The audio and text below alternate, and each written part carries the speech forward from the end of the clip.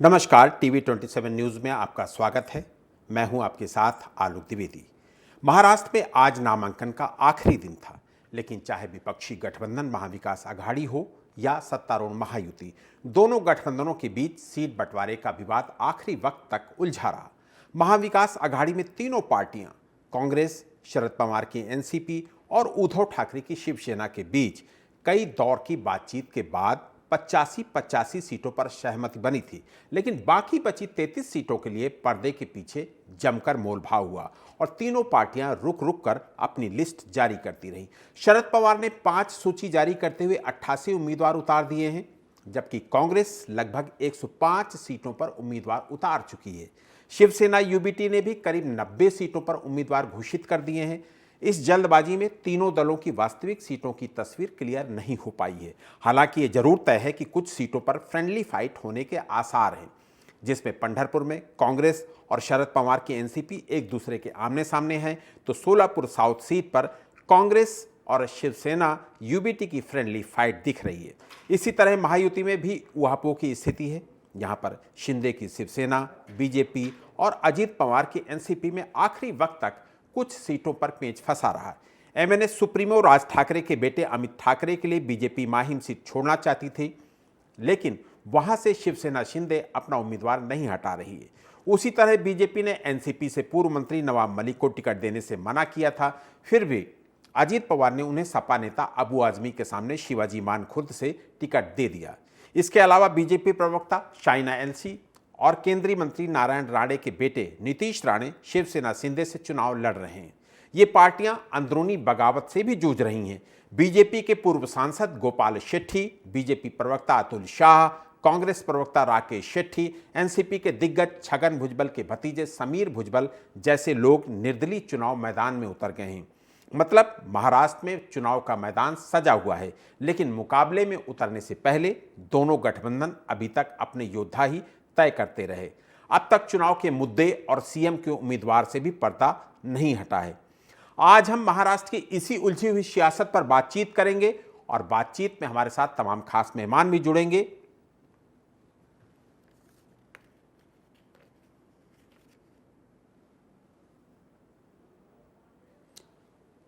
महाराष्ट्र का ये रण बेहद रोचक होता जा रहा है।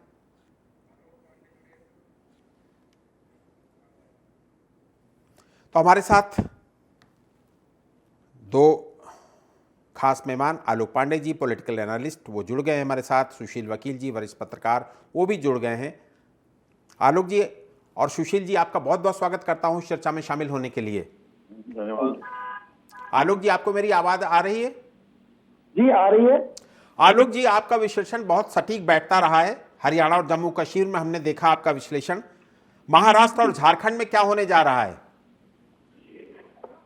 महाराष्ट्र में अगर मैं देखूं तो अगर आप मुझसे 2 महीने पहले पूछते तो मैं कहता कि उद्धव भूटिया जो एमडीए है वो बहुत स्ट्रॉन्ग पोजीशन में है। जैसा कि मैंने हरियाणा में भी कहा था कि कांग्रेस ने जीती हुई बाजी बाद में आखिरी 2-3 महीने में सीधे गवर्नमेंट हुड्डा को ज्यादा हाईलाइट करके।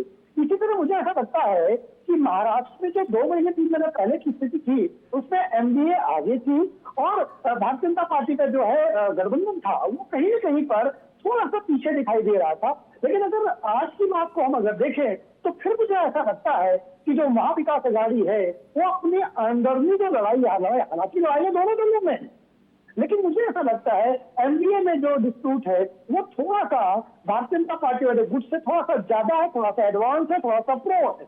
तो कहीं कांग्रेस पार्टी और जो एनडीए के बीच में खासकर यूपी की गुट, शिवसेना वाले गुट में जो मुख्यमंत्री पद को लेकर के बड़ा पेश फंसा है, ये कहीं ऐसा ना हो कि जैसे भारतीय जनता पार्टी और शिवसेना किया करती थी कि शिवसेना और बीजेपी में कोई बड़ा दल न बन जाए, उससे भारतीय जनता पार्टी और शिवसेना थोड़ी सीटें कम जीतते थे। अगर यही लड़ाई एनडीए में दिखा तो कहीं न कहीं भारतीय जनता पार्टी के वाले गुट को, एनडीयू को ज्यादा फायदा मिल जाएगा और जो परिणाम चमत्कारिक रूप से बदल सकते हैं। वरना 2 महीने पहले तक मुझे ऐसा लगता था कि जो एनडीए है वो ज्यादा मजबूत स्थिति में है, लेकिन अब इस समय तक आते आते लड़ाई बराबर की है। आखिरी दिनों में जो अच्छी बैटिंग कर देगा विजय उसी की हो जाएगी।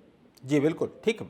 सुशील जी, हरियाणा में बीजेपी को जो जीत की ऑक्सीजन मिली है, उससे क्या ये माना जाए कि महाराष्ट्र में भी अप्रत्याशित परिणाम सामने आ सकते हैं?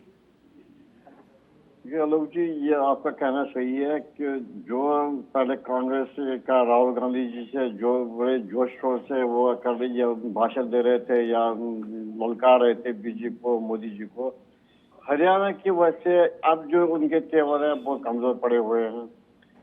ऐसे ही बीजेपी का जो ये सलूक है, बीजेपी भी पहले लोकसभा चुनाव में जब उनके साथ थोड़ी बहुत ये सेटबैक हुआ था तो वो परेशान थे, लेकिन ये जो अपना हरियाणा के चुनाव के परिणाम नाम हो गए, उससे बीजेपी को दोबारा से ऑक्सीजन मिला। उसका जो नतीजा है वो झारखंड में भी उनको फायदा पहुंचा देगा और महाराष्ट्र में भी पहुंचा देगा। लेकिन सवाल इस चीज का है कि महाराष्ट्र में इस बार बीजेपी को बड़ी बगावत का सामना करना पड़ता है। हर जगह अकोला में है उसका हरीश चंदानी जो पहले काउंसिलर थे उनके हेड था, बांद्रा ईस्ट में उनका जी कहना बीजेपी से इसमें आगे शिवसेना शिंदे ग्रुप में ऐसे बहुत सारे नेता है, 8-10 नेता जो इंडिपेंडेंट लड़ रहे हैं, वो बीजेपी के लिए महाराष्ट्र में बड़ा सेटबैक होगा। लेकिन ओवरऑल जो कंडीशन जो है वो बीजेपी और महायुति के हक में होगी।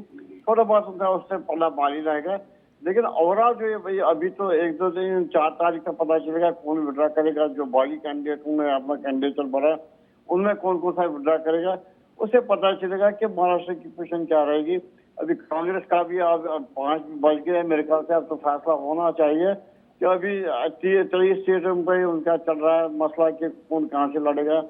दूसरे दोनों चीजों में एक बड़ी चीज है कि दोनों चीजों में इस चीज के लिए आपस में टकराव हो रहा है कि कौन सा कैंडिडेट कहाँ पर होगा। हमारा कैंडिडेट फलानी जगह ज्यादा स्ट्रांग उसको वहां की सीट दे दो, या आपका कैंडिडेट जहाँ पर वो वहां से वो डिमांड कर रहे हैं।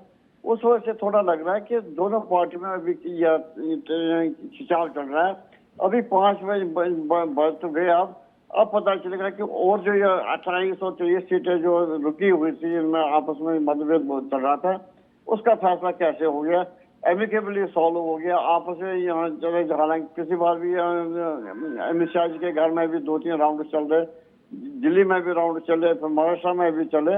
अभी देखना है कि आज क्या फैसला हो। जो 25-30 सीटें थी, 23 से लेकर 28 सीटों पर ये थोड़ा झगड़ा चल रहा था, उसका अगर समाधान होगा तो थोड़ा बहुत दोनों पार्टियों के लिए अच्छा होगा। और दूसरा चीज है जो यहाँ पर ये इनका चल रहा है कि सीटों पर बहुत सारी जगहों पर कि रिजर्व को डाला, या हर एक ने उतारा, किसी ने बेटी को उतारा, किसी ने बेटे को उतारा, फ्रंट के साथ ये ताकत बढ़ गई। उससे भी इस बार मेरे को लग रहा है इलेक्शन में उतार चढ़ाव थोड़ा बहुत हो जाएगा। लेकिन अभी कुछ नहीं कह सकते, 4 तारीख को पूरा पता चलेगा कौन से लोग जो बागी कैंडिडेट है वो अगर विड्रा करते हैं तो किस पार्टी को फायदा मिलेगा, अगर वो विड्रा नहीं करते तो किस पार्टी को ज्यादा नुकसान होगा। जी ठीक है। खेमचंद शर्मा जी भी हमारे साथ जुड़ गए, बीजेपी प्रवक्ता। खेमचंद जी, आपका बहुत बहुत स्वागत करता हूं इस चर्चा में शामिल होने के लिए। खेमचंद जी, थैंक यू। खेमचंद जी, आज नामांकन का अंतिम दिन था, लेकिन सीटों का जो बंटवारे का जो था उसमें भी अभी 2-4-5 सीटें फंसी हुई हैं, वो अभी हुई नहीं है। मेरा सवाल ये है कि बीजेपी और बीजेपी के सहयोगी दल, यानी कि जिसको महायुति कहते हैं वहां पर महाराष्ट्र की राजनीति में, वो चुनाव को फेस करने के लिए कितना तैयार है? नमस्कार, आपको आवाज आ रही सही से? जी देखिए, भारतीय जनता पार्टी और भारतीय जनता पार्टी के सहयोगी पूरी तरीके से तैयार हैं, क्योंकि हम लोग जनता के बीच में रहते हैं और हमारी डबल इंजन की सरकार लगातार जनता के लिए काम कर रही है। हम लोग जनता के बीच में रह के जनता से फीडबैक लेते हैं और उस फीडबैक के आधार पर अपनी सरकार हम केंद्र में भी चला रहे हैं और राज्य में भी चला रहे हैं। और हम लोग सब लोग इकट्ठा होकर एक ही, हमारा मकसद एक ही है, वो मकसद है कि विकसित महाराष्ट्र, विकसित भारत, और उसके तहत हम लोग आगे बढ़ रहे हैं। हम इस तरीके से नहीं है जिस तरीके से आप दूसरी तरफ देखोगे कांग्रेस है जो हमेशा अपने जो उनके सहयोगी होती है उनको दबाने का काम करती है, खत्म करने का काम करती है। और जो वहां पे शिवसेना है वो यूबीटी शिवसेना वो एक तरीके से एक्सपोज हो चुकी है, क्योंकि जो उनकी रीति नीति थी, जो बाला साहब ठाकरे की एक विचारधारा थी, उसको उन्होंने तिलांजलि दे दी और अब वो कांग्रेस के दरबार में हाजिर लगाते हैं। तो अपने कार्यकर्ताओं के सामने सही से, कॉन्फिडेंस से, विश्वास से वो खड़े नहीं हो पाते, बात नहीं कर पाते। तो इसीलिए आज ना वहाँ पे रीति है, ना नीति है, ना ही आइडियोलॉजी है और ना ही वहाँ पे हिंदुत्व की शक्ति है। अब सिर्फ जो अपीजमेंट की पॉलिटिक्स है, नकारात्मक पॉलिटिक्स है, परिवारवाद है, तो वो लोग एक जो हमारी डबल इंजन की सरकार है जिसके पास पूरा रोड मैप है, अच्छा नेतृत्व है, अच्छी नीति है, अच्छे नेता हैं, उनका मुकाबला नहीं कर सकती। और जो लोकसभा में उनको टेम्परेरी फायदा हुआ था, अब वो जो बादल हैं कंफ्यूजन के वो हट चुके हैं। जो उन्होंने झूठ फैलाया था, जो उन्होंने अफवाह फैलाई थी, वो हट चुकी है। अब जनता समझ चुकी है, जिस तरीके से हरियाणा में हम लोगों का साथ जनता ने दिया, वैसे ही हमारा साथ आने वाले समय में हरियाणा, झारखंड और महाराष्ट्र में भी जनता देगी। जी ठीक है, ठीक है। प्रशांत जी भी हमारे साथ जुड़ गए हैं, कांग्रेस प्रवक्ता। प्रशांत जी, आपका बहुत बहुत स्वागत करता हूं इस चर्चा में शामिल होने के लिए। प्रशांत जी। जी धन्यवाद बहुत बहुत सभी पैनलिस्टों को। प्रशांत जी, हरियाणा में आपने देख ही लिया जीतते जीतते हारना, और जम्मू कश्मीर में खराब प्रदर्शन, इसका असर महाराष्ट्र में तो नहीं दिखेगा? हर प्रदेश की अपनी अपनी राजनीतिक और अपने अपने सामाजिक समीकरण अलग होते हैं। हर प्रदेश में संगठन और हर प्रदेश में हमारे सहयोगी दलों के समीकरण अलग होते हैं। तो किसी प्रदेश में हुई चुनाव के नतीजों की तुलना किसी और प्रदेश के चुनाव के साथ नहीं की सकती। महाराष्ट्र चुनाव की जहां तक बात है, महाराष्ट्र चुनाव में मुद्दा है मराठाओं का आरक्षण। महाराष्ट्र चुनाव में मुद्दा है एक दो चलती हुई पार्टियों को तोड़ करके, उनको विभाजित करके, विखंडित करके एक खिचड़ी सरकार बनाना, जिसमें एक पूर्व मुख्यमंत्री को उप मुख्यमंत्री के पद पे ले जाने को आप प्रमोशन कहेंगे या डिमोशन कहेंगे, ये मैं आपके ऊपर छोड़ता हूँ। रही बात पिछले लोकसभा चुनाव की, तो 48 सीटों में हमारे गठबंधन ने 31 सीटें प्राप्त की। अगर आप उसको विधानसभा में जोड़ेंगे तो हम अगर साधारण प्रदर्शन भी करते हैं तो भी हम आराम से 288 विधानसभा में हम बहुमत हासिल करेंगे। हमारा गठबंधन इंटैक्ट है। अगर इतना ही दम था माननीय एकनाथ शिंदे जी में, तो उनको अपनी पार्टी का नाम शिंदे सेना रखना चाहिए था, ना कि शिवसेना। अगर इतना दम था अजीत पवार जी में, जो कि घोटाला और भ्रष्टाचार के जिनके ऊपर 4500 करोड़ के आरोप लगाते थे प्रधानमंत्री जी, और जब वो भाजपा की वॉशिंग मशीन में धुल के साफ हो गए तो वो वित्त मंत्री बन गए महाराष्ट्र के, और वो बारामती से चुनाव लड़ रहे हैं, जबकि अभी उनकी पत्नी लोकसभा चुनाव में बारामती से चुनाव हारी है। 6 साल अभी बचे हुए हैं। मुरली देवरा जी के पुत्र मिलिंद देवरा जी के राज्यसभा सांसद है, लेकिन उनको चुनाव में उतारा गया आदित्य ठाकरे जी के सामने। 2 लोग गोपाल शेट्टी और अकोला सीट से विधायक हैं, उनका बगावत हो गई है भारतीय जनता पार्टी में। ठीक है, आपकी पार्टी उस पर अभी आएंगे। अभी सिर्फ आपकी पार्टी है बिखरा हुआ साम्राज्य जिसका है, उसको पहले अपने पे ध्यान देना चाहिए। बाकी रही बात हमारी गठबंधन की, तो हमारे गठबंधन में 85 सीटों का फैसला हो गया था। बाकी सब सहयोगी दलों के लिए और वंचित बहुजन अकाली के लिए, और कुछ जगहों पर रिपब्लिकन पार्टी की, तो कुछ जगह और भी छोटे बड़ दल थे उनके लिए चर्चा चल रही थी, और उस चर्चा में अभी आप नतीजा देखेंगे। जी बिल्कुल ठीक है। आलोक पांडे जी, प्रशांत जी कह रहे हैं कि महाविकास आघाड़ी में सब कुछ ठीक ठाक चल रहा है, वहां पर कोई अलगाव नहीं है, सब कुछ ठीक चल रहा है। और आपको ये भी पता है कि अखिलेश यादव ने 5 सीटें, पहले 12 सीटें मांग रहे थे, सिर्फ 5 सीटें अंतिम में मांगी, वो भी नहीं दी गई उनको, और ये कहा गया कि सिर्फ 2 ही सीटें मिलेंगी, 2 ही सीटों में लड़ना हो तो लड़ो। यानी कि अबू आजमी की सीट और दूसरी और एक जो सीट जो पिछली बार समाजवादी पार्टी जीती थी, वही 2 सीटें दी गई हैं। इसी तरीके से आप ये देखिए कि नामांकन का आज अंतिम दिन, और अभी भी 9-10 सीटों पर फैसला नहीं हो पाया है। तो प्रशांत जी की बात में कितनी दम? आलोक पांडे जी। नहीं, प्रशांत जी देखिए पार्टी के प्रवक्ता हैं और अपनी बात कहेंगे, लेकिन अगर उसका छिद्रान्वेषण किया जाए, उसकी विवेचना की जाए, तो जो प्रशांत जी कह रहे हैं अगर ये सच है तो हम उनको अग्रिम बधाई दे रहे हैं, वो महाराष्ट्र सरकार बना रहे हैं। लेकिन क्या ये वाकई सच है, ये देखने वाली बात है। इतनी जितनी यूनिटी की बात वो टीवी में कह रहे हैं आपके प्रोग्राम में, उतनी यूनिटी नहीं दिखाई देती। यूपी की कुछ शिवसेना कह रहे भाई मुख्यमंत्री का कैंडिडेट घोषित करो, हम बीजेपी के साथ इसका पुराना गठबंधन केवल मुख्यमंत्री पद के लिए छोड़ के आए हैं, और शिवसेना को उद्धव को मुख्यमंत्री पद के रूप में वो एनडीए में घोषित कर रहा। वो कह रहे फिर तो बीजेपी हमारे लिए क्या बुरी थी, हम तो केवल मुख्यमंत्री का पद चाहते हैं। अभी जो 85 सीटें हुई है, बाकी में अभी ये तय नहीं हो पाया कि कैसे लड़ेंगे आपस में। इधर शरद पवार की क्या रणनीति होगी पता नहीं है। ये भी बात चल रही है कि चुनाव के बाद उद्धव गुट की क्या वापसी होगी बीजेपी के साथ में। तो कांग्रेस पार्टी के लिए और एनडीए के लिए उतना चीजें आसान नहीं जितना वो अभी बता रहे, लेकिन उनको उसकी ड्यूटी है, उन्हें बताना भी चाहिए।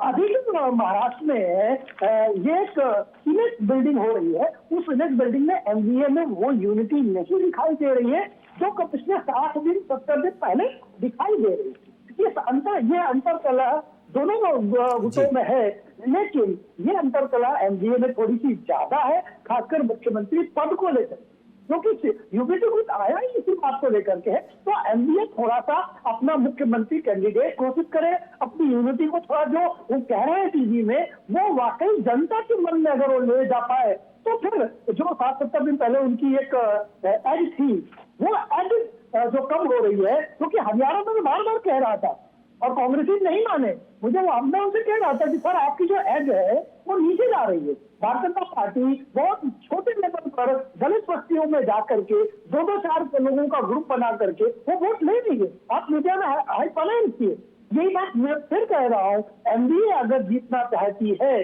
तो जो अंदर से मनमुटाव है आपके अंदर, क्योंकि शिवसेना की अप्रोच दूसरी रही है और इनकी अलग रही है, इसलिए आप यूनिटी दिखाए। एक सेकंड और लूंगा, झारखंड का जो आपने प्रश्न किया था, झारखंड में 28% एसटी है और मैं ये भाव पा रहा हूँ कि एसटी बनाम अदर की कंडीशन भी झारखंड में दिखाई दे रही है। जो दूसरा जो नक्सलाइट समस्या है उसमें जो भारत सरकार ने नियंत्रण किया है और राष्ट्र में भी लोग मूव कर पा रहे हैं, इसका बड़ा सकारात्मक प्रभाव है और झारखंड में मैं भारतीय जनता पार्टी की तस्वीर ज्यादा साफ देख पा रहा हूँ और महाराष्ट्र में टक्कर भी देख पा रहा हूँ। जी ठीक है।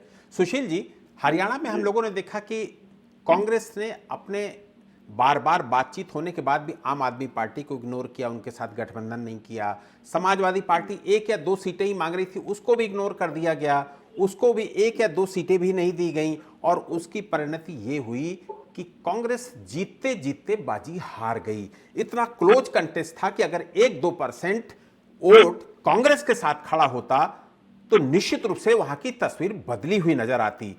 आज वही स्थिति महाराष्ट्र में देखने को मिल रही है, वहां भी समाजवादी पार्टी को इग्नोर किया गया। वह 5 सीटों पर समझौता करने के लिए तैयार थे, लेकिन उनको साफ तौर पर कह दिया गया कि 2 सीटें जो आपने पिछले चुनाव में जीती थी वही 2 सीटें आपको दी जाएंगी। तो क्या ये जो गठबंधन में अंतर कलह, जैसा कि आलोक पांडे जी ने कहा कि महायुति और महाविकास आघाड़ी दोनों गठबंधनों में अंतर कलह है, लेकिन महायुति चूंकि उसमें बीजेपी है, इसलिए हम लोगों ने हरियाणा में देखा कि हरियाणा में भी बीजेपी में अंतर कलह थी, लेकिन उसने बैलेंस कर लिया, चीजें ठीक कर ली। लेकिन क्या महाविकास आघाड़ी में भी ऐसी स्थितियां देखने को मिलेंगी? क्योंकि अभी परिस्थिति ठीक नहीं दिख रही है महाविकास आघाड़ी की, वहां पर अंतर कलह ज्यादा दिख रही है। देखिए आलोक जी, ये कांग्रेस ने ये अपना दिखा दिया और कॉन्फिडेंस हरियाणा में, उसकी वजह से अगर ये समाजवादी पार्टी को ये सीटें देते या आप पार्टी को कुछ सीटें देते और कुछ जो इनके रिजल्ट आ गए उसमें कुछ और बढ़ावा हो जाता, अच्छा हो जाता। उसका नतीजा ये हुआ कि जब सभी यूपी में जो उपचुनाव हो रहे हैं 10 सीटों पे, तो उन्होंने सत्तावाल ने मंजूर या आउटराइटली नो कर दिया कि हम तो आप लोगों को देंगे 2 सीटें, वो सीटें जिन पे कांग्रेस को पूरा पता था हम जीतेंगे नहीं, जिस वजह से कांग्रेस ने वहां पर अपने उम्मीदवार कोई खड़ा नहीं किया। ऐसे ही जो महाराष्ट्र की स्थिति, इसका परिणाम वहां भी निकलेगा। जब आपको याद होगा 4-5 दिन पहले जब अखिलेश यादव गए थे बातचीत करने के लिए महाराष्ट्र में, तो उन्होंने वहां से भी एक धमकी दी थी कांग्रेस को, क्योंकि अगर आप हमें सीटें यहाँ हमारे साथ ये नहीं करोगे, सीट शेयरिंग वगैरह, आपको वही हाल होगा यहाँ भी जो आपने हरियाणा में या आपने आपका हो गया। ये अखिलेश यादव का बॉम्बे में स्टेटमेंट है कि आपको वही भुगतना पड़ेगा महाराष्ट्र में भी। अब 2 सीटें उन्होंने तो दे उनको, लेकिन वो जो 5 के जो डिमांड कर रहे थे वो, लेकिन वो तो इनके साथ है ही, लेकिन तलखी जो होती है वो तो रहेगी। उसका परिणाम क्या होगा कि ऐसा लग रहा है कि कहीं महाराष्ट्र में भी इनको कुछ उसकी वजह से नुकसान न करना होना पड़े। और दूसरा चीज है, जैसे आपने यहाँ मदन जी भी कह रहे थे, महाराष्ट्र में इतनी कांग्रेस भी स्ट्रांग नहीं है इस टाइम, इनकी पोजिशन उतनी हद से ज्यादा नहीं है ये सरकार बना सके। और इनका शरद पवार जी का भी यह पोता लड़ रहा है अपने चाचा के खिलाफ। ऐसे बहुत सारे नेता जो आपस में, अब ये आदित्य या ठाकरे जी, राज ठाकरे जी ने भी अपना कैंडिडेट उठाया, उसकी वजह से उसको सेटबैक होना है। ऐसे बाकी सीटों पे जहां पर ये चीजें उन्होंने निशानी इसको सिद्दीकी को दे दी सीट, वहां पर भी उन्होंने उतारा अपने से कैंडिडेट्स वगैरह, उससे फर्क बहुत पड़ेगा। और ये जो कांग्रेस का दबदबा था पहले हरियाणा में कि उनको पता था कि हम जीत रहे अकेले में बाकी से करेंगे, वो हुआ नहीं। लेकिन इसका जो साइड बैक है वो बॉम्बे में भी साइड हो जाएगा, थोड़ा बहुत वहां पर भी फर्क पड़ेगा। जी बिल्कुल ठीक बात है, ठीक बात है। खेमचंद शर्मा जी, महाराष्ट्र की राजनीति में बीजेपी के बड़े चेहरे देवेंद्र फडणवीस माने जाते हैं। उनका एक बयान सोशल मीडिया में खूब प्रचारित हो रहा है, खूब चल रहा है इस समय। उसमें वो ये कह रहे हैं कि बीजेपी अपने दम पर अकेले महाराष्ट्र चुनाव नहीं जीत रही है। देखिए, भारतीय जनता पार्टी सहयोगी के साथ चुनाव लड़ रही है। जब भारतीय जनता पार्टी सहयोगियों के साथ चुनाव लड़ रही है तो हम गठबंधन के रूप में चुनाव जीतेंगे, ऐसी बातें हम कर रहे हैं। ये कह देना कि भारतीय जनता पार्टी अपने दम पे, तो हम अपने दम पे वहां पे चुनाव नहीं लड़ रहे हैं। हमारे साथ दो सहयोगी हैं। तो सहयोगियों का कोई धर्म होता है, कोalition का एक धर्म होता है, और उसके तहत ही कोई बयान दिया होगा। और ये तय है कि हम कोalition में सरकार बनाएंगे और बहुमत की सरकार बनाएंगे, और अच्छे बहुमत की सरकार बनाएंगे, सब साथियों के साथ मिलकर सरकार बनाएंगे। हमारे पास पहले भी अकेले बहुमत नहीं था। हम भी लास्ट टाइम भी जब लड़े थे शिवसेना के साथ लड़े थे, तो शिवसेना के साथ हमें मैंडेट दिया गया, और अब भी हम शिवसेना प्लस एनसीपी के साथ हैं। तो जो रियल शिवसेना और एनसीपी हमारे साथ है, तो अब एक कंप्रीहेंसिव गठबंधन हमारे साथ है। दूसरी तरफ एक जो परिवारवादी पार्टी है, और अपने परिवार के साथ, कुछ कार्यकर्ताओं के साथ या कुछ नेताओं के साथ, वो अपनी एक डुप्लीकेट पार्टी चला रहे हैं। तो डुप्लीकेट पार्टी के साथ लोग नहीं रहने वाले, वो ओरिजिनल पार्टी के साथ रहने वाले हैं। तो हमारे साथ जो सहयोगी हैं, उनके साथ नेता भी हैं, कार्यकर्ता भी हैं, आइडियोलॉजी है, पार्टी का सिंबल है। और दूसरी तरफ जो लोग हैं वो एक्सपोज हो चुके हैं, सब लोग जानते हैं, किस तरीके की राजनीति करते हैं। तो भारतीय जनता पार्टी आश्वस्त है, क्योंकि भारतीय जनता पार्टी ने लगातार लोकसभा के बाद आराम नहीं किया है। हमारे कार्यकर्ता जनता के बीच में रहे। हम लोगों ने कोशिश की कि जो अफवाह, जो मिसकम्युनिकेशन, झूठ कांग्रेस ने और कांग्रेस के सहयोगियों ने फैलाया था, उसको दूर किया जा सके, लोगों को संवाद किया जा सके, लोगों की जो महत्वाकांक्षा है, जो एस्पायरेशन है, उनको इकट्ठा करके उन पर काम किया जा सके, रोड मैप बनाया जा सके। तो हम उन सब चीजों को एक आधार बना के आगे बढ़ रहे हैं, और हम जनता के बीच में जा रहे हैं, गए हैं, और जनता हमको विश्वास कर रही है। बहुत अच्छा रिस्पॉन्स हमारे लोगों को मिल रहा है। तो पूरी उम्मीद है कि महाराष्ट्र में फिर से हमारी सरकार बनेगी, झारखंड में वापसी करेंगे। जी ठीक है, ठीक है। प्रशांत जी, हरियाणा का चुनाव जीतने के बाद बीजेपी और उसके सहयोगी दलों का मॉरल हाई है। आप भी समझ रहे होंगे कि इस समय बिल्कुल मॉरल टॉप पर है बीजेपी का और उसके सहयोगी दलों का भी। ऐसे में अब चूंकि महाराष्ट्र चुनाव, जैसे ही हरियाणा खत्म हुआ वैसे महाराष्ट्र चुनाव आ गया है, तो ऐसे में आप महायुति यानी कि एनडीए का कैसे सामना करेंगे?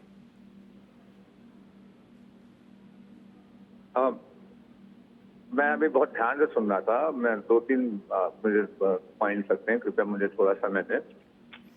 हरियाणा, फिर बार बार हरियाणा का जिक्र आ रहा है। हरियाणा में 10 सीटों पे हार जीत का अंतर 500 से लेकर 2000 मतों का था। अगर वो 10 सीटें इधर से उधर हो जाती हैं तो 48 में 10 हमारी सरकार बन जाती है, पहली बात। दूसरी बात, हरियाणा में वोटिंग परसेंटेज और वोटिंग काउंटेड वोट्स के बीच में डिफरेंस आया। वो वोट कैसे बढ़े बाद में, वोटिंग होने के बाद, वो अभी माननीय उच्चतम न्यायालय में विचाराधीन है, महमूद काचा की PIL पे, जिसपे उच्चतम न्यायालय ने हाई कोर्ट को निर्देशित किया है कि इसके साक्ष्य रखे जाएं और वोटिंग के सारे डेटा को अवेलेबल कराया जाए। तो इसलिए वो कोई, मैं उसको बिल्कुल, जो जिस भी चीज पे एक प्रश्न उठ जाए उसको मैं बिल्कुल भी ये नहीं मानता कि वो पूरी तरह से पाक साफ है। अब आ जाइए झारखंड पे। झारखंड, अब वैसे आ जाइए भाजपा के चरित्र पे। जिस भी दल के साथ इन्होंने कभी भी गठबंधन किया और जिसके साथ भी रहे, वो समाप्त हो गया। चाहे आप शिवसेना के साथ देख लीजिए, चाहे आप शिरोमणि अकाली दल को देख लीजिए, चाहे इनकी कृपा से 4 बार बहुजन समाज पार्टी की नेत्री मुख्यमंत्री बनी। आज उनकी स्थिति क्या है? एक भी विधायक नहीं है। उनका वोट बैंक खिसक गया, उनके वोट बैंक को इन्होंने खा लिया, कैसे भी करके खाया। तो ये तो इनका गठबंधन धर्म है, ये इनका गठबंधन चरित्र है। 38 पार्टियों का इन्होंने एनडीए दिखा दिया जब लोकसभा चुनाव से पहले, जिसमें जो एक जिला पंचायत सदस्य तक के भी लोग थे जिन्होंने अपनी पार्टी या मोर्चा रजिस्टर करा रखा था, वो भी दिल्ली में पहुंच के अशोका होटल में उन्होंने प्रधानमंत्री जी के साथ फोटो खिंचा ली और वो एनडीए बन गया। तो वो भानुमति का कुनबा। अब आ जाइए महाराष्ट्र चुनाव के मुद्दों पर। मैं आपसे पहले ही बता चुका, महाराष्ट्र चुनाव में मुद्दे वही हैं जो लोकसभा चुनाव में थे। मुद्दे वही हैं कि असली बाल ठाकरे का वारिस, जिसको उद्धव ठाकरे को जिसके घर जाकर के गृह मंत्री अमित शाह जी ने बोला कि आपके नेतृत्व में चुनाव लड़ा जाएगा, आप मुख्यमंत्री होंगे, और चुनाव नतीजे आने के बाद दूध में से मक्खी की तरह उनको निकाल के अलग कर दिया। जब उनको अलग कर दिया, उन्होंने शरद पवार, जो कि महाराष्ट्र की राजनीति के एक पुरोधा हैं, उन्होंने एक महागठबंधन बनाया जिसको महाविकास अघाड़ी बोलते हैं। उन्होंने ईंट का जवाब पत्थर से देने का काम किया भारतीय जनता पार्टी को सरकार बना करके। तो अब जब उस पर भी काम नहीं चल रहा था तो ऑपरेशन लोटस की तरह से कर्नाटक में सरकार गिराई, वैसे यहाँ इन्होंने पार्टी तोड़ डाली। उनके 45 विधायक लेके चले गए। पता नहीं असली शिवसेना एकनाथ शिंदे की। अरे एकनाथ शिंदे एक ऑटो ड्राइवर थे जो मुंबई के थाने से आते थे और एक शिवसेना के बेसिक से आमदार थे। उनको वहां से उठा करके जिस स्थान तक पहुंचाया, जितना सम्मान दिया बाला साहब ठाकरे के परिवार ने, वो भूल गए। और वो पैसे के प्रभाव में, पद के प्रभाव में उन्होंने अपने ही जिस वृक्ष की डाली थे उस वृक्ष को काट डाला। ये तो उनका चरित्र है। वही चरित्र अजीत पवार का है। और वो अपने चाचा के दम पे उन्होंने राजनीति की। उनकी पहचान अजीत पवार के आगे से अगर पवार हटा दीजिए तो इस समय 140 करोड़ लोगों में बहुत सारे लोगों का नाम अजीत है। किसी को तो जानता है। एक अजीत बॉलीवुड में भी होते थे जिनको बोलते थे किंग, डॉन, वो विलेन की भूमिका निभाते थे। उसके अलावा तो और कोई पहचानते ही नहीं। वो उनका भी बाय द वे असली नाम कोई नहीं जानता। तो ऐसे लोगों का साथ करके, और जो अभी आपने देवेंद्र फडणवीस की बात की कि हमारा तो 146 सीटों पे आप चुनाव लड़ा रहे हो, 146 सीटों से और 132 सीटें आप अपने सहयोगियों को दे रहे हो, दे दी है, जो भी किसको कितना दिया, किसको कितना नहीं दिया, आप उन घोड़ों पे दांव लगा रहे हो जो घोड़े अभी 4 महीने पहले पिट चुके हैं। कोई पुरानी बात नहीं। 4 जून को बारामती में अजीत पवार की पत्नी सुप्रिया सुले के सामने बुरी तरह से हारी, जो कि उनकी घर की सीट है। ये सत्य है कि नहीं? तो अभी जो मात्र 4 महीने पुरानी घटनाएं हुई जिसमें महाराष्ट्र की जनता ने धोखेबाजी की सरकार और धोखे से पार्टी को तोड़ना, और वो वोट जो मराठा वोट है, जो मराठा वर्कर है, जिसकी मराठा संप्रभुता है, जो अपने आप में अपनी पहचान देखता है ठाकरे परिवार में और शरद पवार की राजनीति में, और वहाँ की गन्ना समितियां हैं जो वहाँ के किसानों को, क्षेत्रकारी संगठनों को फंड करती हैं। आप उनके साथ आप विश्वासघात करोगे और आप ये अपेक्षा रखते हो कि आप वहाँ पे चुनाव जीत जाओगे। अब बिल्कुल आप चुनाव आयोग आपके तोते का एक पिंजरे का एक तोता है। जैसे ईडी सीबीआई है, वैसे ही राजीव कुमार भी काम करते हैं। राजीव कुमार ने महाराष्ट्र चुनाव हरियाणा और के साथ क्यों नहीं कराया? झारखंड और ठीक है, बहुत सारे प्रश्न उठते हैं। हम लोग चर्चा कर रहे हैं महाराष्ट्र चुनाव की। महाराष्ट्र चुनाव में आज नामांकन का अंतिम दिन था, लेकिन दोनों गठबंधन, महायुति और महाविकास अघाड़ी, दोनों गठबंधनों में अभी सीटों के फार्मूले को अंतिम रूप नहीं दिया जा सका। हालांकि सारी चीज़ें तय हो चुकी हैं, लेकिन उसके बाद भी महायुति में भी 5-6 सीटें अभी बची हुई हैं जिनको बारे में अभी ये तय नहीं किया गया कि वो किसके खाते में जाएंगी। उसी तरीके से 9 सीटें महाविकास अघाड़ी में भी बची हुई हैं जिनके बारे में अभी ये तय नहीं किया जा सका है कि वो किसके खाते में जाएंगी। आज महाराष्ट्र चुनाव को लेकर ही हम अपनी इस चर्चा को आगे बढ़ा रहे हैं। हमारे साथ आलोक पांडे जी हैं। आलोक पांडे जी, एक चीज़ बड़ी चर्चा में रही महाविकास अघाड़ी की तरफ से कि उद्धव ठाकरे को अगर मुख्यमंत्री का फेस बनाया जाता तो कुछ ज़्यादा लाभ महाविकास अघाड़ी को मिल जाता, लेकिन बाद में एक फार्मूला तय किया गया कि जिसके ज़्यादा एमएलए होंगे, जिसके ज़्यादा विधायक होंगे, उसके ही पार्टी को मुख्यमंत्री बनाने का मौका दिया जाएगा। मुझे लगता है कि कहीं ये चीज़ महाविकास अघाड़ी के लिए घातक ना बन जाए। आपका इस पर रिएक्शन चाहूंगा। इसमें देखिए 2 चीजें, पहले चुनाव के पहले क्या घाटा है और फिर चुनाव के बाद क्या घाटा हो सकता है। पहला घाटा ये है कि जो उद्धव ठाकरे का जो वोटर है वो सिर्फ इसी वजह से उद्धव ठाकरे के साथ है कि वो मुख्यमंत्री होंगे। अब अगर मुख्यमंत्री ही नहीं प्रत्याशी नहीं है, वो उसके उम्मीदवार नहीं है, तो उद्धव ठाकरे का वोटर वो नाराज होगा और वो नुकसान पहुंचा सकता है। वो वोटर इधर उधर भी जा सकता है। तो ये चुनाव के पहले ये नुकसान देगा, और चुनाव के बाद ये हो सकता है कि भारतीय जनता पार्टी के साथ उद्धव ठाकरे आ जाए, बोले कि हमारा नेचुरल एलाई है, कांग्रेस पार्टी और शरद पवार ने हमें क्योंकि मुख्यमंत्री बनाया नहीं, तो फिर बीजेपी क्या बुरी। तो उद्धव ठाकरे को अगर आप मुख्यमंत्री नहीं जो बना रहे, इससे आपको चुनाव के पहले भी नुकसान होगा। नंबर ऑफ सीट के मराठा जो मानुस और जो धोखेबाज और जो मराठों का नेता, वो जो आप एक नेतृत्व उभार कर ला सकते थे, इमोशनल कार्ड खेल सकते थे, आप वो इमोशनल कार्ड उस नीति से आप खेलने की स्थिति में नहीं रहे। तो ये अपनी अपनी महत्वाकांक्षाओं को प्राप्त करने के लिए मेरा क्या मानना है कि एमबीए एक पॉलिटिकल ब्लेंडर कर चुका। अब चुनाव के बाद पता चलेगा कि इस पॉलिटिकल ब्लेंडर का उसे कितना नुकसान उठाना पड़ा है। सत्ता उसके साथ रहेगी या जाएगी, इसमें ये एक बड़ी भूमिका निभाएगी। लेकिन और चाहेगा, हमारे कांग्रेस के एक भाई ने एक बात कही, वो कही इलेक्शन कमीशन जो है के ऊपर एक तरह से ब्लेम, एक तरह से इस तरह का आरोप लगाया कि वो ईडी और सीबीआई की तरह हो गया। सर ऐसी बात मत कहिए। ये देश की कॉन्स्टिट्यूशन बॉडी है, 144 करोड़ लोगों के देश में इलेक्शन कराता है। और दूसरी बात यह है कि आप इलेक्शन कमीशन को कमजोर कर चुके हैं। एक उदाहरण से मैं बताता हूं, टीएन सेशन के समय में एक सिंगल व्यक्ति वाला इलेक्शन कमीशन हुआ करता था। आप टीएन सेशन को कंट्रोल करने के लिए 3 सदस्यीय इलेक्शन कमीशन आपने बनाया और निर्णय आपने बहुमत के आधार पर करने का दिया।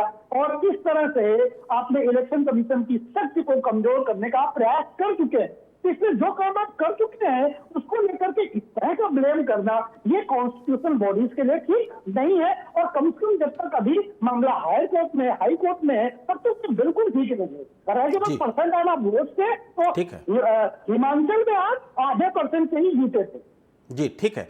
सुशील जी, महाराष्ट्र और झारखंड दोनों ऐसे राज्य हैं जहां पर बीजेपी और कांग्रेस दोनों ही अपने गठबंधन के दलों या यूं कहें कि क्षेत्रीय दलों पर आधारित है और उन्हीं के बल पर वहां की राजनीति कर रही है। तो ऐसे में इस चुनाव में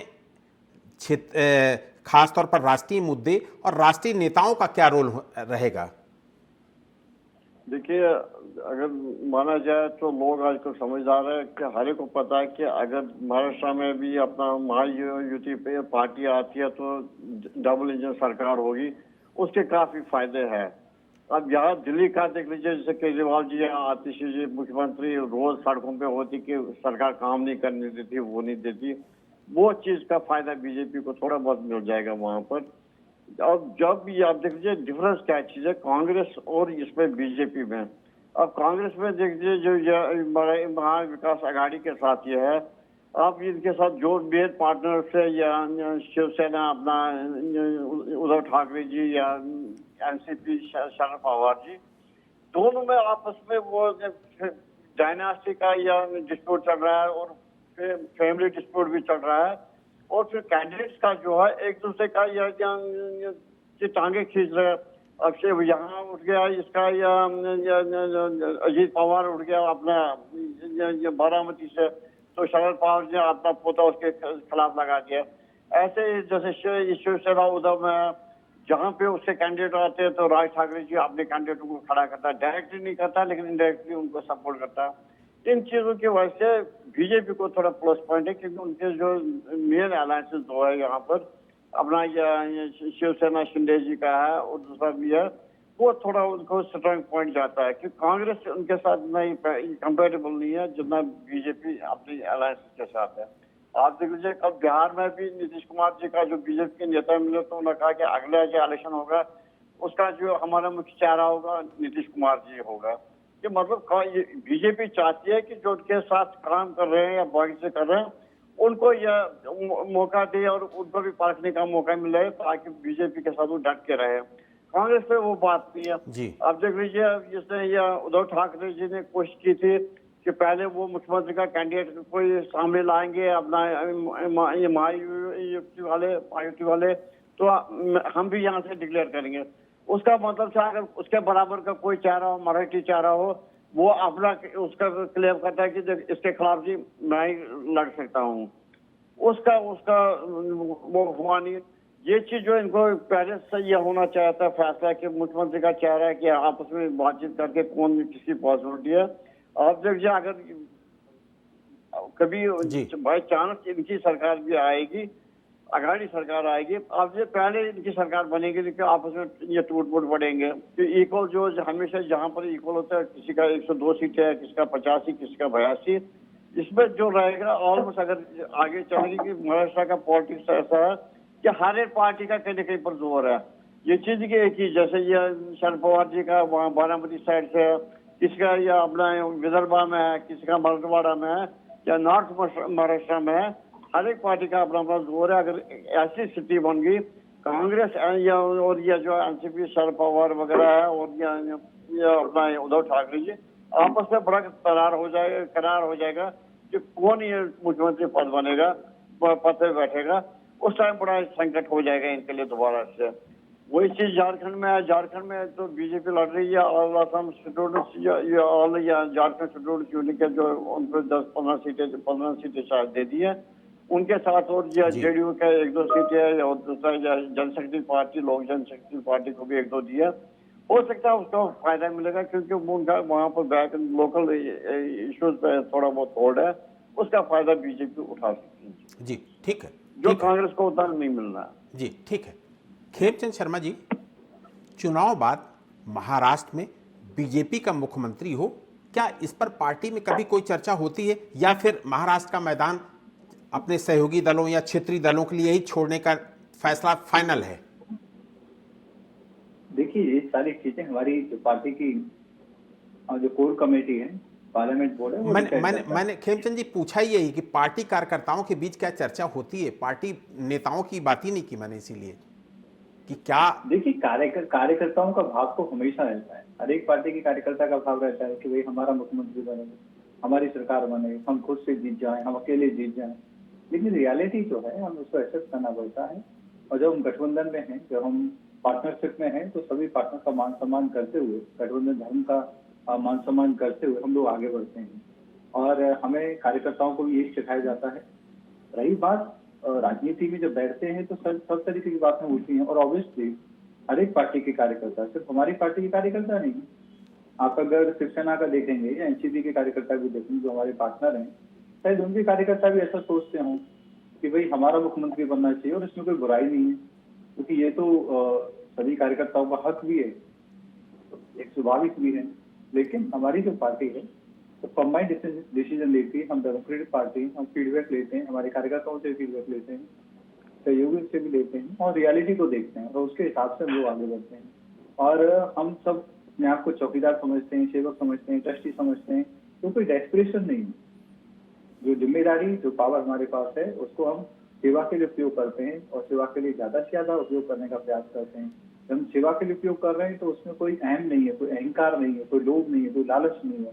तो लोभ लालच नहीं होता तो डेस्परेशन नहीं होती। तो वही भारतीय जनता पार्टी है कि हम चाहे डिप्टी सीएम बनाए, चाहे हमारे मंत्री रहें, चाहे हम सीएम बनाए, हमारा लक्ष्य एक है कि महाराष्ट्र को डेवलप करना है, झारखंड को पुनः हमें प्रगति के पथ पे लाना है, जो 5 साल में पूरी तरीके से बर्बाद हो चुका है। और हम लोग लोगों के बीच में जाएंगे, अपनी बात रखेंगे, रोड मैप रखेंगे, मोदी जी का विजन रखेंगे, मोदी जी का काम रखेंगे, और जीत के आएंगे, ऐसी उम्मीद है। जी ठीक है। सुशील जी, आप कुछ कहना चाह रहे थे? देखिए आलोक जी, ये एक चीज स्पष्ट है कि जैसे बीजेपी के 140 सीटों पर लड़ रही है, या फिर वो बाकी लोग 88 पे लड़ रही है, 86 वगैरह पे लड़ रही है, या 100 पे भी हो जा सकता है, फाइनल बातचीत वगैरह हो जाए। लेकिन एक चीज ये है कि जैसे आज करेंगे जी, यहाँ शिंदे जी को जी दोबारा से चीफ मिनिस्टर बनाया जाए। अब जब इलेक्शन हो जाएंगे, नेचुरल है अगर बीजेपी को हद से ज्यादा सीटें आ गई, बाकियों को बिल्कुल कम 10, 20 या 30 सीटें आ सकती है, वो क्लेमेंट के नहीं बन सकते मुख्यमंत्री के लिए। इसलिए क्लेम जो है वो तब से सेटल हो जाएगा जब पार्टियों का रिजल्ट निकलेगा, जब इलेक्शन रिजल्ट निकलेंगे, पता चलेगा कि किस पार्टी का कितना दाम है। उस बेस पे यह मुख्यमंत्री चुनना चाहिए, और होना भी चाहिए। नहीं तो ऐसे लोग कहेंगे हमारा मुख्यमंत्री है, इसके पास ये हम बनना चाहे कि इसके पास 30 सीटें है, पहले इसको मुख्यमंत्री बनाओ। ये खाली ये अपना ये बिहार में चलता है ऐसे, जिसकी कम सी सीटें होती है वो हर बार मुख्यमंत्री बनता है। महाराष्ट्र का ऐसा रूल नहीं है, महाराष्ट्र में ऐसा नहीं होना है। जी ठीक है। प्रशांत जी, बीजेपी इतना कॉन्फिडेंस में है कि लगातार ये कह रहे, बीजेपी के नेता लगातार ये कह रहे हैं कि वो हरियाणा की तरीके महाराष्ट्र भी जीतेंगे। जी, तो मैं इस पे कोई प्रतिक्रिया नहीं है, वो उनका संगठन है, वो उनकी सोच है। मैं अपनी बात रख सकता हूँ। रही बात गठबंधन में सीटों के बंटवारे की और मुख्यमंत्री के चेहरे की, तो आपको एक बिल्कुल बेसिक कार्यकर्ता से मैंने अपने राजनीतिक जीवन की शुरुआत की थी। हर कार्यकर्ता की इच्छा होती है, जिस भी दल से जुड़ा हुआ है, कि हमारे दल का नेता उच्चतम पद तक पहुंचे। इसी के आधार पर जो है वो ग्राउंड काम करता है, बेस पे काम करता है। जब किसी भी पार्टियों के बीच में गठबंधन होता है, गठबंधन होने की स्थिति में अगर आप किसी एक दल के नेता को आप आगे कर देंगे, दूसरे को नहीं, तो कार्यकर्ताओं के बीच सामंजस्य नहीं बैठ पाता। इसका उदाहरण मैं अपने ही गठबंधन का बता सकता हूँ। 2017 में सपा कांग्रेस का गठबंधन हुआ, हमने कुछ सीटों पे फ्रेंडली फाइट भी की। 300 सीट पे सपा लड़ी, 100 पे कांग्रेस लड़ी, 20-22 सीटों फ्रेंडली फाइट भी हुई। कार्यकर्ताओं में कंफ्यूजन की स्थिति रही, जिसका परिणाम गठबंधन के पक्ष में नहीं गया। अखिलेश यादव उसके चेहरे थे मुख्यमंत्री पद के, ये उदाहरण। अब आ जाते हैं भारतीय जनता पार्टी पे। भारतीय जनता पार्टी का चरित्र मैं फिर से बता चुका, फिर से बता रहा हूँ। नीतीश कुमार को जो 77 सीट के स्वामी थे, जनता दल यूनाइटेड थे, उनके सामने चिराग पासवान की पार्टी को खड़ा करके, और वो लगातार 2020 में बताते रहे कि मैं मोदी जी का हनुमान हूँ, और उन्होंने कोई काम नहीं किया। उन्होंने सिर्फ और सिर्फ दलित और कुर्मी वोट बिहार में काटा। वो खुद तो कोई सीट नहीं जीत पाए, उन्होंने नीतीश कुमार को 77 से 43 पे पहुंचा दिया, क्योंकि बिहार में कोई इस कद का नेता था नहीं जो कि मुख्यमंत्री पद के लायक हो, और सुशील मोदी जी को पसंद नहीं करता था इनका केंद्रीय नेतृत्व। तो उन्होंने फिर से नीतीश कुमार को वहां पे सत्ताधीन बना दिया। लेकिन लगातार उनकी पार्टी को तोड़ने की कोशिश होती रही। उपेंद्र कुशवाहा उनके राष्ट्रीय उपाध्यक्ष थे, उनको तोड़ दिया गया, उन्होंने फिर से पार्टी बना ली। आरसीपी सिंह उनके सबसे करीबी थे, पहले उनको तोड़ा अमित शाह जी ने, आज की डेट में उन्होंने पार्टी बना ली। एक समय पर जनता दल यूनाइटेड के उपाध्यक्ष होते थे प्रशांत किशोर, आजकल वो बिहार में यात्रा निकाल के जनसुराज पार्टी बना करके वो भी सत्ता के लिए लड़ रहे हैं। जब बिहार चुनाव अगले साल आएगा, आप देखिएगा ये तीनों पार्टियां अपने अपने प्रत्याशी उतारेंगी और उनके साथ भाजपा गठबंधन करके नीतीश कुमार को किनारे लगा देंगे। प्रशांत, इधर हरियाणा और जम्मू कश्मीर के चुनाव से एक मैसेज तो गया कि कांग्रेस की हैसियत अपनी बदौलत सफलता पाने की नहीं है। ऐसे में निश्चित रूप से आपका विचार हो सकता है। हम देश गठबंधन में थे, मैं बिल्कुल स्वीकार करता हूँ कि हमें अपनी उम्मीद से कम सीटें मिली जम्मू कश्मीर में, जिसकी हम पड़ताल कर रहे हैं। ये बात अभी जो मेरे पूर्ववर्ती प्रवक्ता एक साथी ने बोली कि मैंने चुनाव आयोग की उंगली उठाई, तो इलेक्ट्रॉनिक वोटिंग मशीन 2003 में सबसे पहले अटल बिहारी वाजपेयी जी ने इंट्रोड्यूस की अपने प्रधानमंत्री रहते हुए 3 राज्यों के चुनाव में, राजस्थान, छत्तीसगढ़ और मध्य प्रदेश। वहां पे इंट्रोड्यूस होने के बाद 2004 का लोकसभा चुनाव, आम चुनाव पहली बार ईवीएम पे हुआ।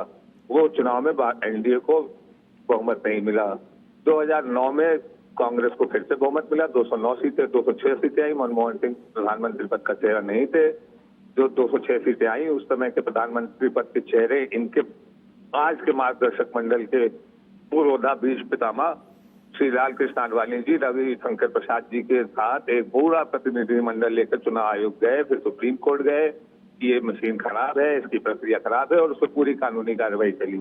आज की स्थिति में जो हरियाणा का चुनाव है, उस पर महमूद राजा करके एक सुप्रीम कोर्ट के वकील हैं, जिन्होंने याचिका दायर की। कांग्रेस पार्टी ने अपना एक जो हमको फीडबैक मिला था, उसका हमने एक अपना मेमोरेंडम चुनाव आयोग को दिया, जिसको चुनाव आयोग ने अस्वीकार कर दिया।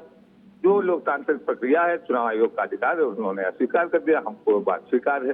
लेकिन एक और नागरिक है जो कि सुप्रीम कोर्ट का लॉयर है, जिसको इस बात पे शक है कि जितने वोट पड़े और जितने वोट दिखाए गए उनके बीच में डिफरेंस है। इसको लेकर के उसने डेटा सामने पटल पे रखने की मांग की है जनता के सामने, जो कि सुप्रीम कोर्ट में लंबित है। ये एक फैक्ट है। ये इस फैक्ट को मैं बोल रहा हूँ, मैं कोई किसी की सैंक्टिटी पे, किसी बॉडी की सैंक्टिटी पे क्वेश्चन नहीं उठा रहा हूँ, लेकिन ये फैक्ट है तो है। और आपको ये पता है कि 10 सीटों पे 500, मैं आपको गिना सकता हूँ, 681 मतों से कौन सी सीट हारी, 500 मतों से कौन सी सीट हारी, वो सब छोड़िए। उचाहना कला सीट 39 मतों से हार गए, 39 मतों से चुनाव हारे हम। तो जब 39 मतों से चुनाव हारा जा सकता है, लेकिन 81 मतों से हारा जा सकता है, तो जो जीता वही सिकंदर। ठीक है प्रशांत जी, आपके पास जो जीता वही सिकंदर के नाम पे तो फिर आप युद्ध कर लीजिए ना, फिर आप लोकतंत्र को समाप्त कर दीजिए, राजनीति। ठीक है। आलोक पांडे जी, महाराष्ट्र में अगर लोकसभा चुनाव का कंपैरिजन आज के विधानसभा चुनाव से करें तो आपको पता ही है कि किसको कितनी सीटें मिली, लेकिन विधानसभा से कंपैरिजन करते हैं तो 167 सीटें यानी कि 167 सीटें महाविकास आघाड़ी के पक्ष में गई, यानी कि 167 सीटों पर महाविकास आघाड़ी चुनाव जीती विधानसभा चुनाव से कंपैरिजन करें तो लोकसभा चुनाव का। और उसी तरीके से महायुति 127 यानी कि 127 सीटों पर आगे रही। तो ऐसे में अब महायुति के लिए चैलेंजेस बहुत है। आपका रिएक्शन चाहूंगा इसमें। नहीं, बिल्कुल है। और याद होगा जम्मू कश्मीर चुनाव मैंने कहा था कि ये पहली बार जब बीजेपी का लोकसभा में जितना परफॉर्मेंस, वो 729 सीटें हो रही थी और बीजेपी ने विधानसभा में वो सीटें गेन की। तो ये बहुत कम होता है बहुत बार कि जो आप लोकसभा में जरा एग्जैक्टली वैसा ही कर पाए, कर सकते हैं, लेकिन विधानसभा चुनाव में जो क्षेत्रीय दल है, दूसरे मुद्दे हैं और उनका भी बड़ा प्रभाव पड़ता है। तो पहले बात तो एक एनडीए आगे ही है, इसमें कहाँ कोई डाउट है। तो 4 जून के समय से तो बहुत अच्छी तरह से स्थिति में महाविकास अघाड़ी आगे है, भारतीय जनता पार्टी की नेतृत्व वाली पार्टी, इसमें कोई डाउट नहीं। लेकिन जिस तरह हरियाणा में 50-50 आने के बाद तो उस हिसाब से तो 50% सीटें कांग्रेस को मिलनी चाहिए, लेकिन नहीं मिली। इसी बात तो हमारे भाई कह रहे थे कि इलेक्शन कमीशन को लेकर उन्होंने उसकी सैंटिटी पर ही प्रश्न उठाया था कि जैसे सीबीआई है, ईडी है, वैसे इलेक्शन कमीशन। अगर ऐसी बात है, हिमाचल में आप भी 2-2, 4-4, 500 ही सीटों से जीते हैं चुनाव हिमाचल प्रदेश में। जब आप वहां जीते तब ईवीएम और इलेक्शन कमीशन पे आप नहीं कहते कि हम 500 से जीत गए। आप पॉइंट में जीते हैं हिमाचल में, पॉइंट में 1% वोट भी बीजेपी से ज्यादा नहीं पाया अपने हिमाचल में। वहां भी 100, 200, 500 और 1000 वोट से जीते, तब लोकतंत्र की जीत थी, तब इलेक्शन कमीशन अच्छा था। हिमाचल और हरियाणा में आप 13 वोटों से हार गए तो ईडी और सीबीआई कहता है। कांग्रेस इस तरह से जब कॉन्स्टिट्यूशनल बॉडीज पर हमला करती है, ये लोकतंत्र के लिए शुभ नहीं है। आपको डाउट है, आप सुप्रीम कोर्ट में मुकदमा कीजिए और सुप्रीम कोर्ट का जब निर्णय जो आए उस हिसाब से काम करिए। आपको डाउट है, बिल्कुल आपका हक है, लेकिन आपके राहुल गांधी से लेकर के सारे नेता हर इलेक्शन के बाद जीतने पर चुप्पी थाम लेते हो, हारने पर इलेक्शन कमीशन को ब्लेम करते हो, ये चीज ठीक नहीं। हाँ, बिल्कुल, आपका स्टेज क्लियर रखिए। बिल्कुल बिल्कुल। सुशील वकील जी, महाराष्ट्र में चुनाव घोषित होने से पहले जमकर सरकारी योजनाओं की घोषणाएं की गई। महाराष्ट्र सरकार ने तो मदरसा टीचर्स का वेतन ही 3 गुना बढ़ा दिया। क्या इसका फायदा महायुति को मिलेगा? क्या अल्पसंख्यक वर्ग महायुति को वोट करेगा? बहुत बड़ा सवाल है ये। जी, इसका बिल्कुल महायुति का 1% का भी फायदा नहीं मिलने वाला है, क्योंकि हमने देखा जब लोकसभा के चुनाव थे, जब यूपी में नेता जा रहे थे या आपके संवाददाता जाते थे, जब वो माइनॉरिटी कम्युनिटी के लोगों से बात करते थे कि क्या आपको मकान मिल गया जी, क्या आपको राशन मिल रहा है जी, बाकी जो फैसिलिटीज बाथरूम वगैरह मिल रहा है, हाँ जी सारा मिल रहा है। लेकिन अंत में क्या देखा गया, सब कह रहे थे हाँ जी हम मोदी से बहुत खुश है, क्राइम रेट उसने हटा दिया, ये किया वो किया, और लास्ट में क्या हुआ कि मोदी जी को एक वोट नहीं डाला, उन्हें एनडीए को उन्हें एक वोट नहीं डाला, जिसकी वजह से सारा लोकसभा में इस बार या पलटा बीजेपी का बदल गया, कुछ सीटों के लिए इनको या बाकी सारे का दामन पकड़ना पड़ा। यही स्थिति महाराष्ट्र में भी है, क्योंकि ये ऐसा वोट बैंक है जिसमें एक बार, क्योंकि इनका जो डिसीजन होता है मोस्टली होता है मॉस्किस वगैरह से ही, जहाँ फैसला होता है कि वोट किसको देना है, और वो समझा के इनको समझाया जाता है कि वोट अगर बीजेपी को दोगे फिर आपके जैसे पहले भी हुआ था कि आपका दीन नहीं करने देंगे, आपके मदरसे हटा देंगे, आपकी ये चीजें हटा देंगे, उस वजह से उनको कोई फायदा नहीं मिलना। सेम चीज देखा गया जम्मू कश्मीर के इलेक्शन में। जम्मू में जो है कि बीजेपी चला कि इस बार आपका प्रधानमंत्री भैया या मुख्यमंत्री बनने वाला है 17 साल के बाद, जम्मू का यह रीजन अच्छा रहेगा, बढ़ते रहेगा। सेम चीज कश्मीर में फैला दी गई कि अगर आप बीजेपी को यहाँ एक भी वोट दोगे तो बीजेपी मुख्यमंत्री जम्मू से आएगा, फिर बीजेपी वाले जम्मू कश्मीर में राज करेंगे, या पहली बार वो राज होगा कि जहाँ मुख्यमंत्री जम्मू से आएगा। उस वजह से पोलराइजेशन ऑफ वोटर्स टोटल हो गई। यही मैं कह रहा हूँ कि महाराष्ट्र में भी सेम चीज होने वाला। ये कितना भी उनको दे दे, चाहे हर पर्सनल सीटर्स दे दे, पैसा दे दे, लोन दे दे, कुछ भी दे दे, कुछ नहीं होने वाला। उनका जो ऑर्डर आएगा वो वोट नहीं होगा। हाँ, ठीक है, ठीक है। खेमचंद जी, आपके लिए भी महाराष्ट्र बहुत आसान नहीं है। अभी हम लोग चर्चा कर रहे थे, आप सुन भी रहे होंगे, लोकसभा से कंपैरिजन करें तो 167 सीटें यानी कि 167 सीटों पर महाविकास अघाड़ी आगे थी विधानसभा में, और आपका जो गठबंधन है महायुति वो सिर्फ 127 यानी कि 127 सीटों पर आगे था। और आपकी भी अगर व्यक्तिगत बात करें, बीजेपी की बात करें तो बीजेपी भी 23 लोकसभा सीटों से 9 लोकसभा सीटों पर आ गई थी। वो बिल्कुल सही कहा। उस समय अफवाह थी, कंफ्यूजन थी, झूठ थी, और इन्होंने आयोजित बहुत सारे आंदोलन किए थे। अब वो सब अफवाह हट चुकी है, वो भ्रम हट चुका है। अब सब लोग जानते हैं कि आदरणीय प्राइम मिनिस्टर मोदी जी हमारे एम्पावरमेंट के लिए काम कर रहे हैं, डेवलपमेंट के लिए काम कर रहे हैं, बढ़ाने के लिए काम कर रहे हैं, देश को आगे ले जा रहे हैं। आज विषम परिस्थितियों में जो चीज इम्पॉसिबल दिखती थी उनको करके दिखा रहे हैं। चाइना को पीछे हटना पड़ा। जो चाइना हो देता था, आज उसको 2020 की जो पहली की स्थिति है उससे पीछे हटना पड़ा, मतलब उस स्थिति पे वापस जाना पड़ा। तो बड़े बड़े काम आदरणीय प्राइम मिनिस्टर मोदी जी देश और समाज के लिए कर रहे हैं, ये सबको दिखाई दे रहा है। और भारतीय जनता पार्टी के कार्यकर्ता बिना किसी घमंड के सेवा भाव के साथ भारतीय जनता पार्टी के कार्यकर्ता लगे रहते हैं, ये भी लोगों को पता है। वहीं दूसरी ओर कांग्रेस का चरित्र भी पता है। कांग्रेस ने जिस तरीके से उद्धव जी के साथ मिलकर 1.5 या 2 साल सरकार चलाई और उसमें महाराष्ट्र में हर जगह अराजकता फैली, साधु संतों की हत्या हुई और एक पर्टिकुलर समाज को बढ़ावा दिया गया, ये भी लोगों को याद है। तो ओवरऑल चीजों को देखते हुए, हमारे कंस्ट्रक्टिव प्लान को देखते हुए, रोड मैप को देखते हुए मैं ये कह सकता हूँ कि भारतीय जनता पार्टी पूर्ण बहुमत से वहां पे वापस आ रही है। रही बात ठीक है खेमचंद जी, वक्त कम है, चर्चा को यही विराम देना पड़ेगा। आपका और आलोक पांडे जी का, प्रशांत जी का और सुशील वकील जी का, आप चारों का शुक्रिया करूंगा। गठबंधन में हमेशा सीटों के लिए किचकिच होती है, चाहे कोई भी गठबंधन हो, चुनाव हो, हर गठबंधन की पार्टियां आखिरी वक्त तक सीट के लिए लड़ती रहती हैं। ये हमेशा की कहानी होती है जो हर चुनाव में दोहराई जाती है। ऐसा कम ही होता है कि सीटों का बंटवारा वक्त पर और शांति से हो जाए और कोई विवाद ना हो। इस बार भी ऐसा ही हुआ। बहरहाल अब तस्वीर लगभग साफ हो चुकी है कि कौन कहां से चुनाव लड़ेगा। नामांकन का दौर खत्म होने के बाद चुनाव प्रचार में गति आ जाएगी। इस खास बुलेटिन में इतना ही। मुझे दीजिए इजाजत और आप देखते रहिए देश और दुनिया की बड़ी खबरों के लिए TV 27 न्यूज़। नमस्कार।